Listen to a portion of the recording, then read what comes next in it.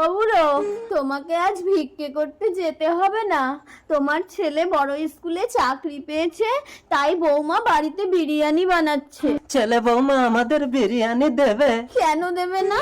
সকাল থেকে বৌমার কত সায়া কাপড় ধুয়ে দিলাম। চলো, আমিও ছেলের জুতো টুতো গুলো পরিষ্কার করে দিয়ে একটু বিরিয়ানি খাবো।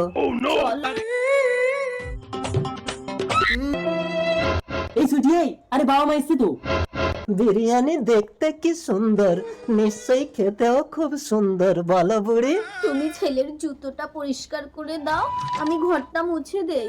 এই বুড়ো, তুমি ওই নোংরা গামছা দিয়ে দামি জুতোটাকে নোংরা করলে? যাও এখান থেকে। মশুরি, রাতের বাসি ভাতটা আছে, বাবা মাকে দিয়ে দাও। আরে বাসি ভাতটা দিয়ে দিলে কুকুরটা কি খাবে? আরে একদিন না খেলে কুকুর মরবে না, দিয়ে দাও তো। নাও গেল।